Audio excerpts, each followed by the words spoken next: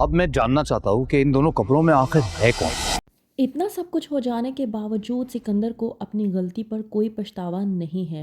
ڈرامے کے next episode میں آپ لوگ دیکھیں گے کہ سکندر جو سوچنے سمجھنے کے بعد اس بات کی تہ تک پہنچتا ہے کہ انوشے کا جہاں تک اس کو خیال ہے کوئی بھائی نہیں تھا، صرف اور صرف ایک بہن تھی۔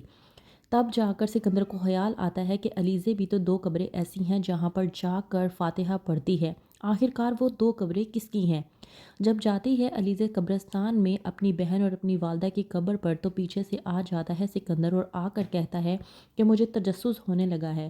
تم آخرکار یہ کن کی قبروں پر آ کر فاتحہ پڑھتی ہو؟ علیزے جو کہ کہتی ہے سکندر سے کہ تمہیں فکر کرنے کی ضرورت نہیں ہے، میں نے ان قبروں پر ناموں کی تختیاں نہیں لگائی ہوئی اور میرے چاہتے ہوئے تم اس بات کا اندازہ بھی نہیں لگا سکتے کہ ان قبروں کے نیچے کون ہے، تم میری نام کی شناخت تک نہیں کر سکتے، وہ بھی میری مرضی کے بغیر۔ اس بات پر سکندر کہتا ہے کہ بہتر یہی ہے کہ تم مجھے خود بتا دو کہ ان قبروں میں کون ہے۔ علیزے جو کہ سکندر کو دھمکاتی ہے اور کہتی ہے کہ تمہیں فکر کرنے کی ضرورت نہیں ہے، بہت جلد میں ان قبروں پر ناموں کی تختیاں لگانے والی ہوں، اور میں تمہیں ایک بات بتا دوں،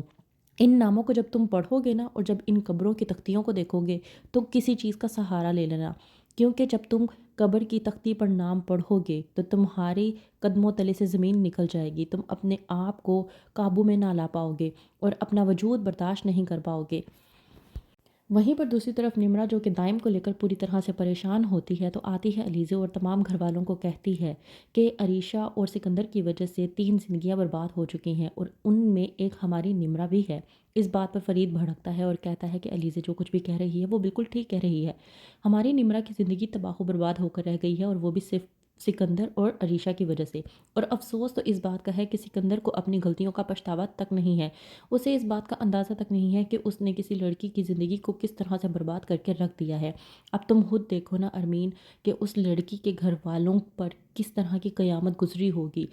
جب اس لڑکی کی کردار کشی کی گئی ہوگی، وہ بھی پورے محلے اور پوری برادری کے سامنے۔ اب تم خود دیکھو جب نمرا ماں بننے والی ہے یہ بات ہم لوگوں کے سامنے آئی تھی تو کس طرح سے ہماری عزت برباد ہو کر رہ گئی تھی، کیا قیامت گزری تھی ہم لوگوں پر اور کس طرح کی تکلیف سے ہم لوگ گزرے تھے، تم خود اندازہ لگاؤ کہ اس لڑکی کے گھر والے بھی اسی تکلیف سے گزرے ہوں گے۔ ارمین جو کہ فرید کی بات سننے کے بعد کہتی ہے کہ آپ بالکل ٹھیک کہہ رہے ہیں، افسوس تو اسی بات کا ہے کہ سکندر کو اپنی کسی بھی بات کا کوئی بھی پچھتاوا نہیں ہے۔ وہیں پر دوسری طرف سکندر جو کہ آتا ہے اور علیزے کو آ کر کہتا ہے کہ سب کو خبر ہے، لیکن تم مجھے بتاؤ تم کیوں اس لڑکے کی اتنی زیادہ طرفداری کر رہی ہو، کوئی اس کی بات پر یقین کرے نہ کرے تم اس لڑکے کی بات پر اس قدر یقین کیوں کر رہے ہو؟ اس بات پر حمزہ بھڑکتا ہے اور کہتا ہے سکندر سے کہ بس کر دو، علیزے جو کچھ بھی کہہ رہی ہے وہ بالکل ٹھیک کہہ رہی ہے، یہ جو کچھ بھی ہوا ہے نا یہ سب کچھ تمہاری وجہ سے ہوا ہے، اگر تم نے اس لڑکی کی زندگی برباد نہ کی ہوتی تو شاید آج ہماری نمرا کے ساتھ بھی یہ سب کچھ نہ ہوا ہوتا۔ وہیں پر عریشہ جو کہ ہوتی ہے پریشان اور سوچتی ہے کہ اس نے جو کچھ بھی کیا انوشے کے ساتھ وہ واقعی ہی میں ناقابل رحم تھا، اسے انوشے کے ساتھ اتنی زیادتی نہیں کرنی چاہیے تھی، کہ آتا ہے سکندر اور آ کر عریشہ سے کہتا ہے کہ تمہیں فکر کرنے کی ضرورت نہیں ہے، دائم اس کا بھائی نہیں ہے، وہ جھوٹ بول رہا ہے، اور اگر وہ جھوٹ بول رہا ہے تو اس کا مطلب یہ ہے کہ اس کے پیچھے کوئی اور ہے، کیونکہ انوشا نے جہاں تک مجھے بتایا تھا اس کا کوئی بھائی نہیں تھا بلکہ اس کی صرف ایک بہن تھی، اور اب پتہ یہ لگانا ہے کہ اس کی جو وہ بہن تھی وہ کہاں ہے اور کون ہے اس کی بہن۔